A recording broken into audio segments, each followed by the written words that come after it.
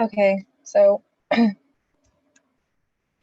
also casting this to YouTube, and the purpose of this meeting today is basically to test out that feature. Also gonna go over some basic stuff in the hopes that the YouTube recording will get to you easier than the ComfortZoom recording. Okay, so just some sharing of general information.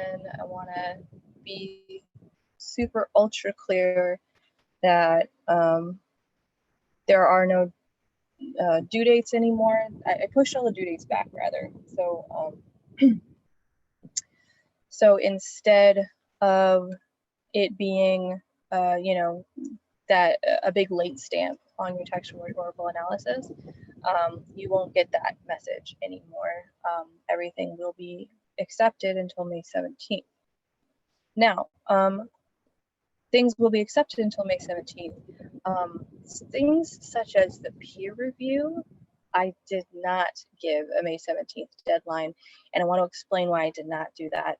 I wanted to give the due date at April 30th. I set it at April 30th so that it could be of use to you. Peer reviews are really only useful if everyone participates. First of all, participate, get your paper up there. And also, they're only useful if you have enough time to actually get the feedback and use the feedback, right? So, yeah, so I wanted to make sure that there's enough time. The TRA is going into the annotated bibliography, is going into the final research paper. In order for you to get all of that done, I think that April 30th should be the final time, like the last moment that you should be giving and receiving feedback, because after that you have to turn that in. You have to get that annotated bibliography on the way after that, and of course, obviously, the research paper, because after April 30th, you'll only have 2 weeks or so to work on that stuff. And I know that you can do it, but I'm scared it'll sneak up on you, because so many things have been sneaking up on you, right? Like this entire year has been sneaking up on all of us, and I get it. And things are really weird. So just stay on top of it. Again, the due dates are suggested, but I think if you use them as a guideline, you're gonna have a better time of it, rather. Okay. I haven't been getting very many questions. I know that a lot of folks who have reached out to me are behind. Without due dates, you can't really be behind, but I understand that it begins to feel like a bigger load than it actually is once you have perceived yourself as falling behind. So if you have no place to start, sorry, my nose itches. If you have no place to start, if you have no idea where to begin, I would say just begin at the beginning, right? Start off with the textual rhetorical analysis unit 4, go straight to the introductions, right?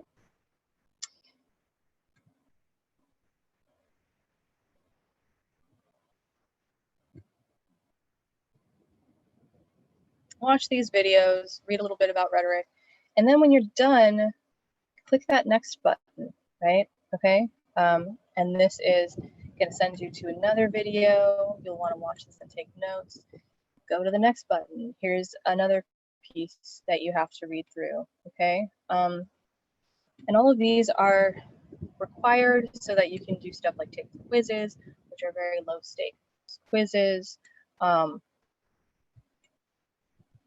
if you ever see that sad paper face, be sure to follow the link at the top. Okay, this will open it in a new tab.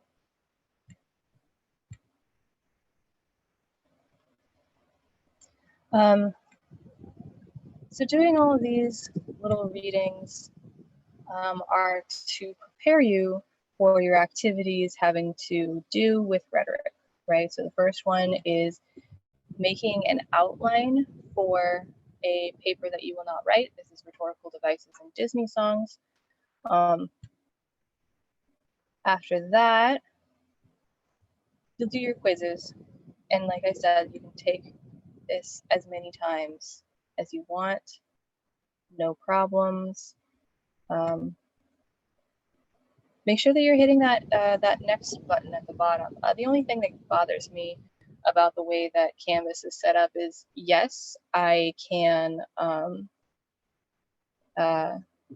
make modules and create a timeline, and you get this nice next button, but it doesn't give me the option of when you log back in. You should be able to say, take me to where I last left off. Like, where's my save spot? You know, I need my save file, you know, like in a video game. So you have to figure out where you've left off, the work that you still have to do. There's a way to sort of have do check boxes, but I have found that to not be super helpful in the classes that I'm taking. You have different thoughts about that, please let me know. That's another thing that I think that I'd have to say. If you're finding that the online thing is like fundamentally not working for you, and you're not really sure how, if I've set it up in a way that does not make any sense to you, you should let me know. Because I am open to criticism, and I can change things if you let me know that they aren't working for you. Make sure that you're doing these little dudes, this activity. I actually don't think I have a grade for this, so you're gonna watch me like edit this in real time. So this should be graded. And we'll put this as 20 points possible, and it'll be in our weekly assignment group. And this will be due again May 17th. There we go.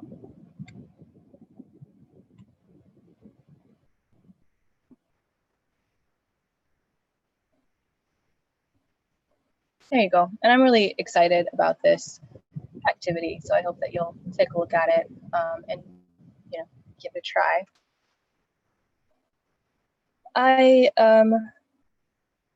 I plan on contacting everyone via text message if you haven't turned in your textual rhetorical analysis, which is the majority of you. I'm getting the feeling from the little bit of feedback that I am privy to that things are just feeling pretty overwhelming and you're not really sure where to start or if you're doing it right. This is the hardest thing about being online and not being in a classroom.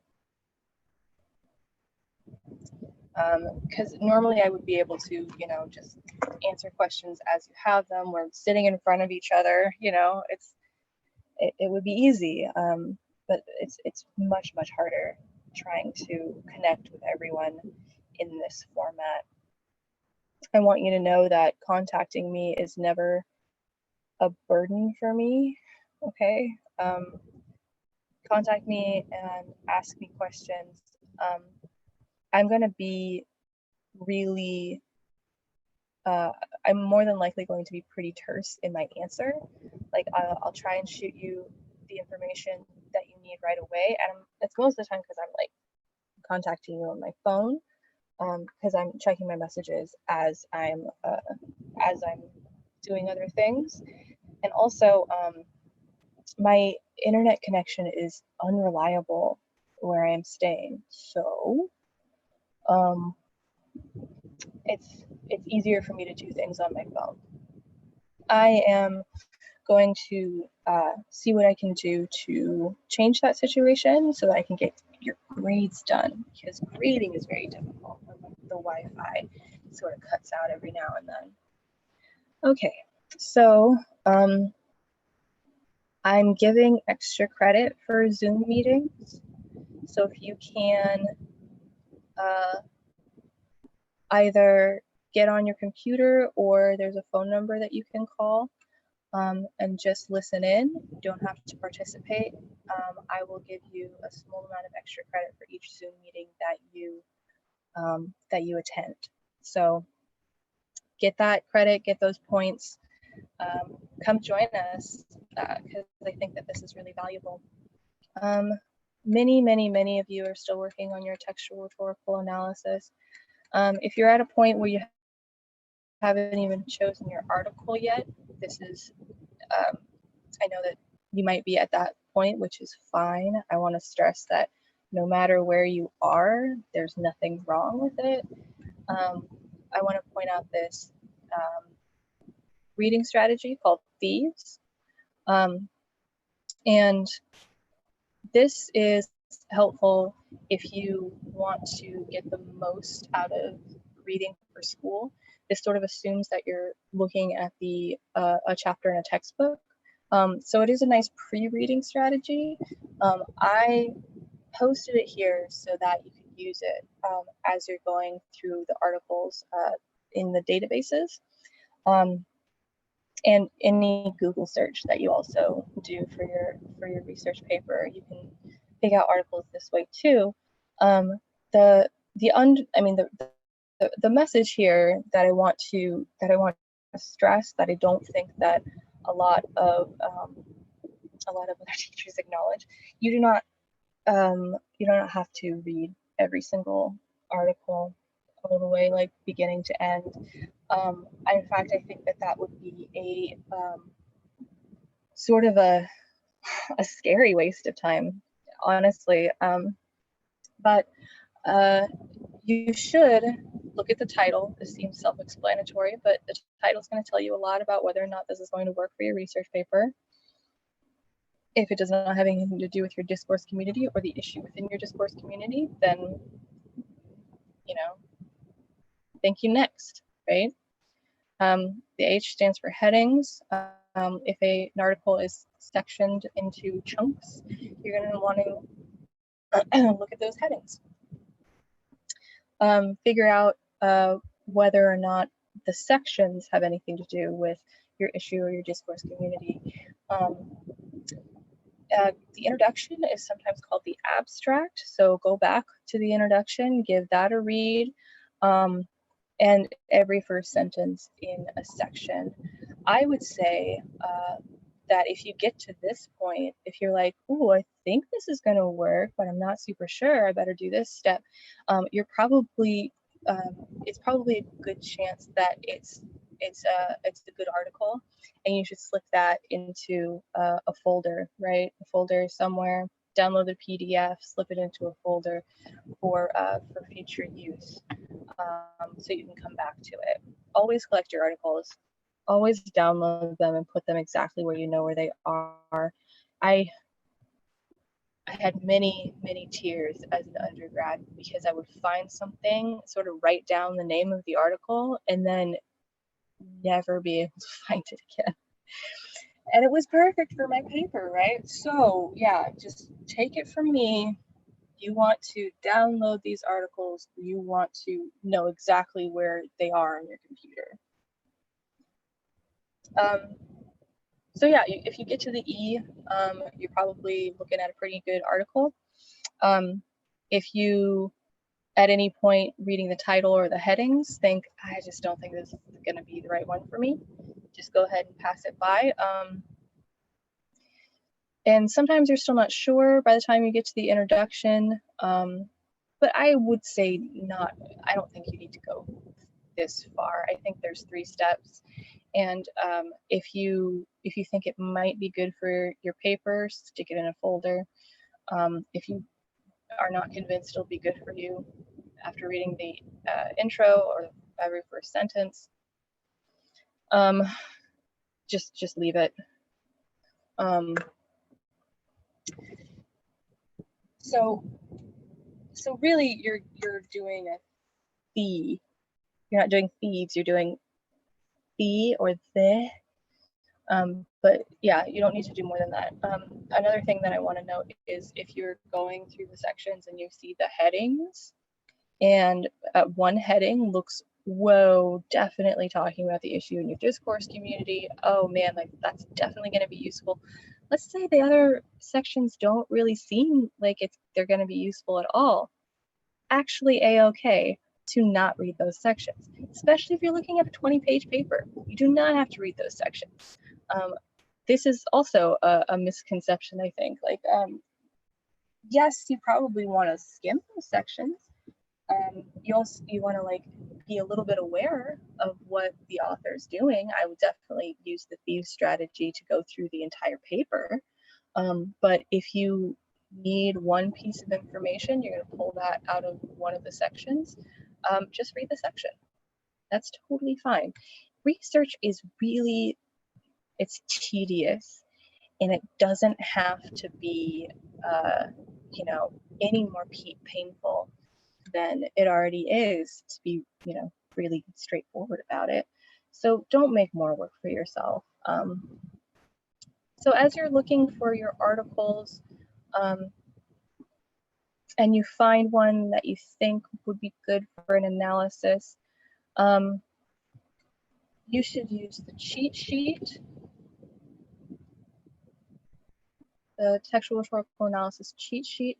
Fill that out. You're looking for logos, which is the logic behind somebody's argument. You're looking for pathos, which is the emotional charge of the argument. You're looking for ethos, which is the authority of the author, the credibility of the author. You're also noting the kairos, okay? And that's the tricky one, and I know that a lot of people sort of do a double take when we start talking about it. It is not necessarily like, oh, it's a dated article. It has a date on it, so it's doing good on kairos. Kairos is the concept that there is a time and a place for the argument, and all you have to do is identify whether or not this is the time or the place for the argument. A good example is if you have a virology specialist, epidemiologist, an epidemiologist. If you had an epidemiologist do an article that had everything to do with the way that viruses work, and it was last year, maybe it wasn't the perfect time for that article. Everyone wants to read that now. All that information is very pertinent now. I mean, you can make the argument that it's a very pertinent information at all times, but I would say that, you know, no one's going to pay attention if unless there's something big like this going on. So that's an example of how to identify kairos. Is this the time and the right forum for this argument? And that's going to be a yes or no answer. Yes, it is. No, it's not. More than likely, the articles and journals that you're looking at are going to say yes. You know, otherwise, they probably wouldn't have gotten published. Oh, and do look to make sure that you're looking at the date, that is the year that your article is published. If you're looking at news sources, it's less likely that you're going to find something out of date. But if you're in the databases, you're probably going to find a lot of things from many years ago. So take that into consideration. Don't say like, oh, now is the best time for this article for X, Y, and Z reasons. Really what you want to do is see when it was published. It was published in 1991. And here's what was happening in 91. So it's probably a good time for this article. You also might get Kairos clues surrounding the article by reading the article itself. You can, if you're reading a medical article, for example, you can read about the clinical trials that came before this particular article, this report. You can read about the goals surrounding the experiment or whatever it is that you're doing research on. And in that context, it's the best time for this article, right? Because it has all of these preceding like steps to take that it took to get there. So that's another way you can sort of identify that. And I think that might be the trickiest one. Logos is always there because it's the logic of the argument. Pathos is always there because there is an emotional charge. Even the most objective tends to have an emotional charge. That having been said, I think that especially if you're going for a journal and a peer place in academia, they want to sound a lot more cold and objective. So if you don't notice any pathos, I would say that would be fine. I don't think that you necessarily need to, but you do need to identify the ethos of the author, and that's the authority that the author has on the subject, the credibility of the author, and sometimes meaning you'll find that the author leans on that, right? Like, I am an epidemiologist and I've seen outbreaks in X, Y, and Z countries. And that is a bold and completely understandable rhetorical move. Once you get into the idea that you have to listen to me because I have authority in something similar, like that becomes a logical fallacy. It's like, I saw the movie Outbreak, so you have to listen to what I say about virus outbreaks because I saw one movie in 1997. That's a fallacy. Saying that you are telling someone what to do and trying to convince them that you're right, while leaning on your ethos, is also can be considered a fallacy. That one gets a little tricky. Logical fallacies in general are quite tricky. So keep that in mind. I often have the assignment use a logical fallacy, make an example of a logical fallacy, and guess, and the rest of the class has to guess which one you used. And it's often that they are incorrect. It's often that you meant to make a slippery slope argument, but everyone's seeing it as a bandwagon argument. It's not necessarily that it's like incorrect. It's a lot more like many of these fallacies overlap and many of them look like each other. So these are a little squishy. Okay, so if you're not exactly super sure, if you're not totally 100% on your logical fallacies, you are not alone. And this practice is going to be really, really valuable to you. This is if you made an effort, you get points. Okay, there's no, I'm not grading down for a misunderstanding of a logical fallacy. I will correct you. Okay, at the end of all of this, I will say, that's not quite what this is, but good job anyway. But you'll get full points. Okay, so these are low stakes, and I think that reiterating that as often as I possibly can for you guys is probably the best thing we can do for these Zoom meetings, right?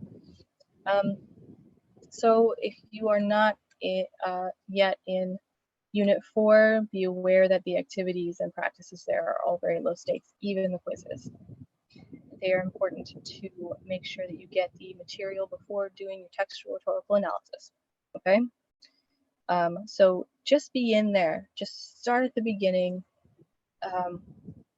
And here's how I see your week, okay?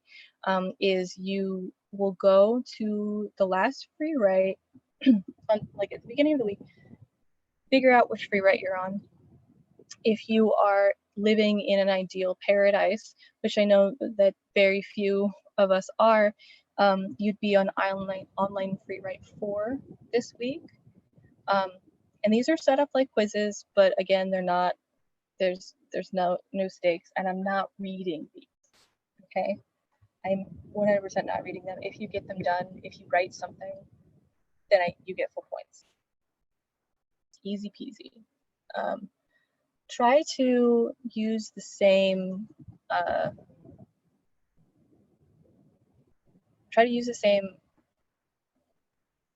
attitude, bring the same attitude to these as you would in the classroom, which means write for the 10 minutes, the entire 10 minutes, even if you're typing, I don't know what to write for 9 minutes, and then getting to the good stuff in the 10th minute, that's fine.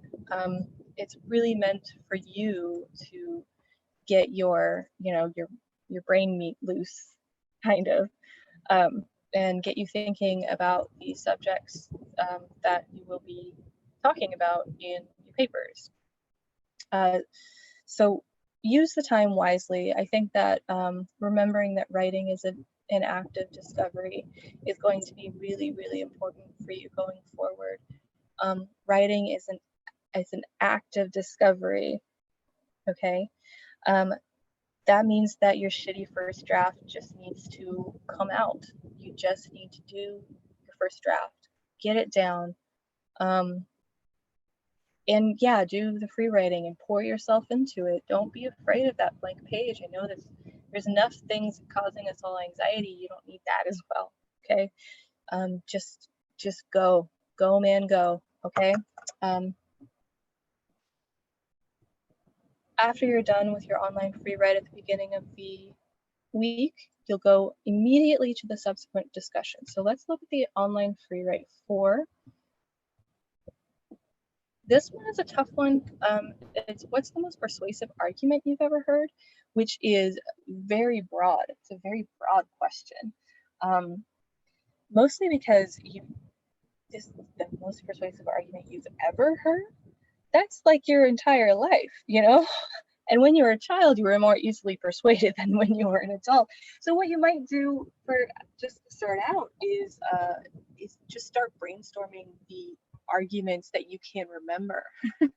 If someone was trying to convince you of something, then, or maybe not just you of something, but like the world of something, think about politics if you have to. But yeah, the last time that you remember someone making an argument that made you go, oh, wow, like I either never thought about that before, or that really resonates with me, or that is not what I thought I was going to agree with, right? So brainstorm those first, type as many as you can, and then at the end of the 10 minutes, you'll have a timer on your free write. That's why it's in a quiz format. That's the only reason it's in a quiz format, is that there's a timer in the corner there. And then you'll hit next. Canvas, so easy to navigate this way.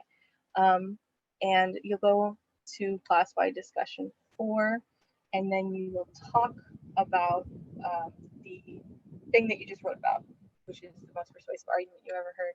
I realize that there's not an equivalent for this on Flipgrid, which somehow has like eluded me. I'm not sure why I just completely forget about it, but I will get that up there so that you can talk instead of writing, if that's more comfortable for you. Discussions are supposed to be discussions. We're supposed to be having them in person. So talking and seeing faces might be more comfortable for you, and I totally get that. But don't skip the free write in that case, okay? Do the free write and then go navigate your way to Flipgrid and post a video there immediately after your free write. So these small activities, I want you to be to read the texts, right? Annotate them as if you were annotating a text for the class. You don't have to print them out. You can annotate them on Canvas. You can also just take notes in a notebook, like a separate notebook. And make sure that you're doing that for not only the things that you read, but the videos as well. After you're done with all of that introductory information, you should be ready to go for the practice section, which is always the second part of a unit, right? And then at the end of the unit, it's always going to be the paper drafting. And I went over thieves really quick. I would like for you to do an outline, but I'm not asking you to turn it in. I think that outlining is really, really important when you're going for such a structured paper, okay? And I want to go over this format because I find that this is the easiest way for me to outline. So let's say you make your argument, you make your thesis, and it has 3 parts to it, which is ideally what you're going to do, right? You're going to take the 3 most filled out pieces of your cheat sheet and use that to make your thesis. Author uses the author uses logos, primarily uses logos, is using also very strong sensory imagery, and is also appealing to emotions. Like, that's a very sloppy way to write a thesis. Do not write it the way that I just said it, but just sort of give you a format as to how it should ideally be done. So in this outline, I'm gonna say this appeals to empathy. This would be an appeal to emotion. So that should be something that I touched on in my thesis, right? I should say the author appeals to emotion to make his or her point, their point. And that's my topic sentence, right? That's the appropriate place to put the argument is in the paragraphs in the order that you mentioned them in your thesis. So my first paragraph is talking about empathy. My first point in my thesis should also be talking about empathy. Okay, so it's sort of giving your readers a roadmap. The thesis should always point the way. Okay, like sort of giving us an idea of what our conclusions might be toward the end. Thesis writing is hard. Thesis writing is difficult. Make sure that you're going back to it after you're done with your paper, and make sure that you really prove the points that you touch on in your thesis. Important stuff, okay? Anywho, so you've made your thesis, and then you start building your topic sentences based on your thesis. You're breaking down your thesis into 3 parts that you will then write about. So you have your topic sentence 1 that's talking about empathy. You pull a quotation from the paper that displays this use of empathy. And if you've done your cheat sheet, you know exactly what quotation that is because you've already collected it. Okay. Explain why the quotation is there. Analyze the quotation, and this section that might be the hardest part is it's using empathy, but how, right? Like this demonstrates that the author is using empathy is something that I saw a lot, those kinds of answers a lot on the close reading, and I want to stress that analysis is not just saying, well, here it is, it's saying, here's why this is, right? So if you have a quotation that's really vying for empathy from the audience, tell me what language you see here, okay, that is specifically going for empathy. What language, what words exactly, what's tone do you feel is happening here? Just like a close reading, your rhetorical analysis is going to make points based on the language. It is also a close reading. Okay, so give that some thought as we go forward, as you draft your papers. And then a conclusive statement would be like, I tie this quote back to the thesis. Always make sure that you are using the thesis as a roadmap for yourself as well. Yes, it's signaling to your readers where we're going, but it's also should serve as like, okay, this conclusion gets back to the point in the thesis where I talk about appeals to emotion. Okay. The second paragraph, as you can see, it also talks about appeals to emotion, but it's a different emotion. Okay. So the point that I'm getting at here is you do not have to feel constrained to a single paragraph for each point of your thesis.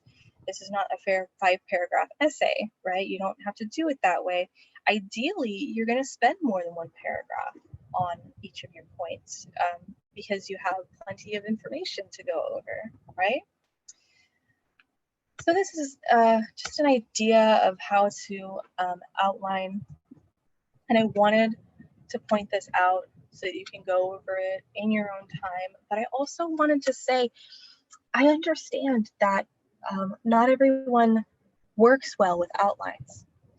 And that's why I'm not asking you to turn it in. I'm not asking for a text rhetorical analysis cheat sheet either. I had that up there for a minute and now it's extra credit. If you want to do it, do it. You'll get 10 points of extra credit. But if you don't feel like outlining is the best way to get your ideas out, if you feel like just writing is the way to do it, I'm all for that. Get that shitty first draft down. That's wonderful. I'm so into that. You have to do a second draft. You have to. I mean, ideally, you're going to do a third draft, but you are not allowed to write something without a game plan and then turn whatever that is in. No, do not do this, okay? Go back over it. Figure out how to organize it better. Our brains are beautiful, beautiful machines, but you're not going to produce something perfectly organized with it on the first try. Our brains are really great, but they're not that great, okay? So just go over, make sure that that overall the paper makes sense, that your logic unfolds well, and make sure that the paragraphs are also staying on point. I mean, you also want to do the proofreading that you should be doing anyway, right? Which is the run-on sentences, the fragments, the comma splices, like all of that stuff. But I would say save that until the very, very end, and that's proofreading and editing. What you want to do is revise. You want to revise, sometimes rewriting entire sections, right? If you found out something during your first draft that you weren't anticipating, you should rewrite part of your essay. For you, if you are not an outliner, for you, you already know that the writing process is one of discovery, right? You find out things as you're going. You find out how it's going to all come together. And that's wonderful. But keep the process going. Revise, revise, revise. On that note, I would like to say again that all papers are due May 17th. I have some peer reviews that are due before that, and that's mostly just because peer reviews are useless if you don't get them on time. But everything's due May 17th. You can turn any paper in as many times as you want. This is a big deal, and I wanna make sure that I stress this. You can turn in your papers as many times as you want. The first time that you turn it in, I will give you comments, and you may use those comments. You are very welcome to use those comments, edit and correct your paper, and turn it in again. Perfect. That would be so wonderful, in fact. I will say that I'm going to do comments on your first turn in, like the draft that you turn into me first. And then after any subsequent drafts, I will just be using the rubric and putting in numbers. And this is not because I don't value your revision, and not because I don't want to put as many comments and suggestions on there as I did last time. It is merely because I will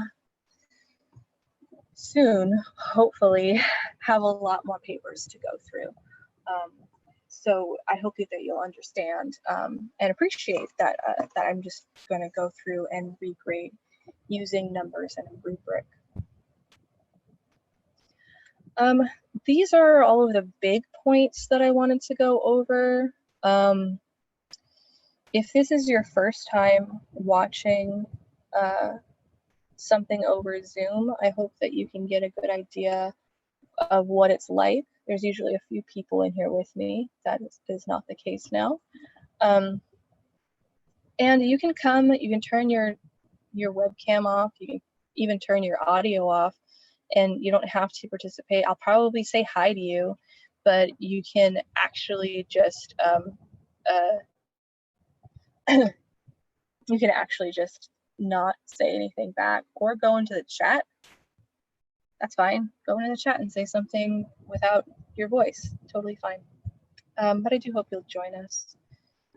There are 3, oh my gosh, there's actually 5 opportunities in a week to join us for a Zoom conversation. You've got Sundays from 3 to 4 in the afternoon. You have 8 a.m. on Tuesdays and Thursdays, and you have 2 p.m. on Tuesdays and Thursdays, which is the one that I'm streaming now. And if you want to just come, write down questions and then come and ask them, that's perfect. And then leave. That's another thing, is if you come and you see that I'm going over some old information, like I've already got my textual rhetorical analysis in, like why are we still talking about that? You're welcome to leave. It's totally fine. Checking in though is great.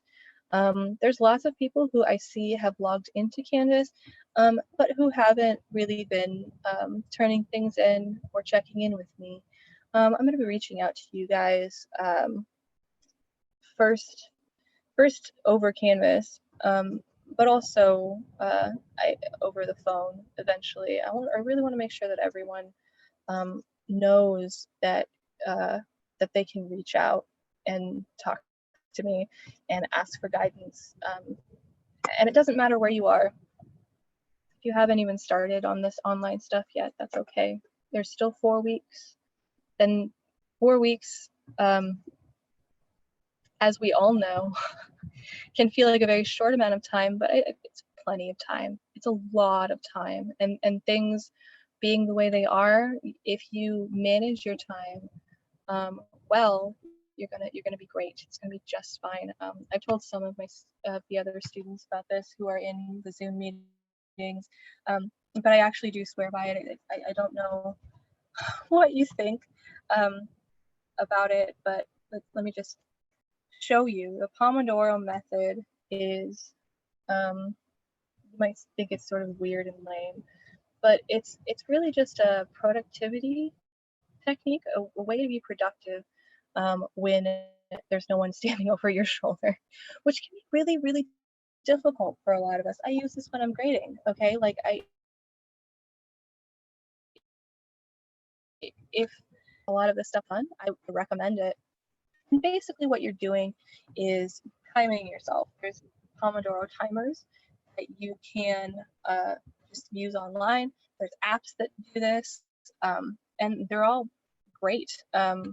So what happens is you go for a Pomodoro, which is a 25-minute block of time in which you are doing networking.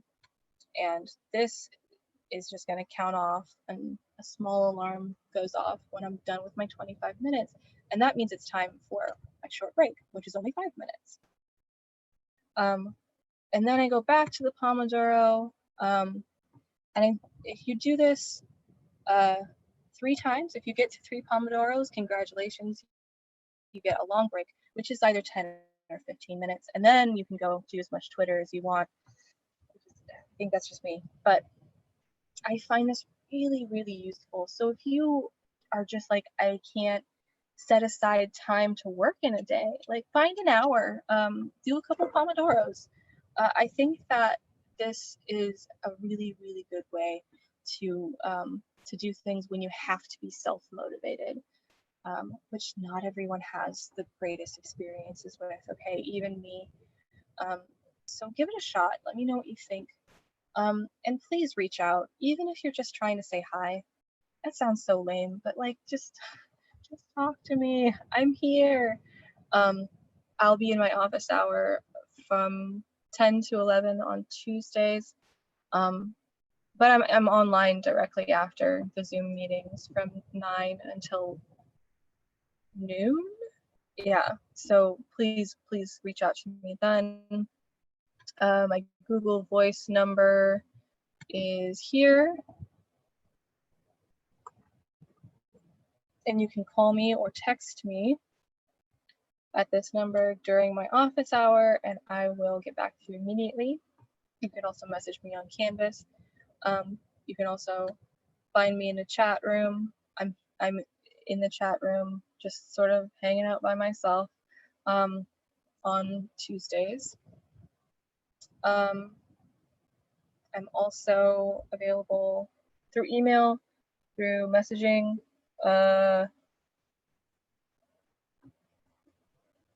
and on Zoom. Yeah, you can make an appointment with me however you need to do that. That's it. That's all I want to say. Thank you so much for watching. It's been a tough one, but I know that we can get through it, okay? 4 weeks to go. Let's end the semester strong. I miss all of you and I hope you're well. Stay safe.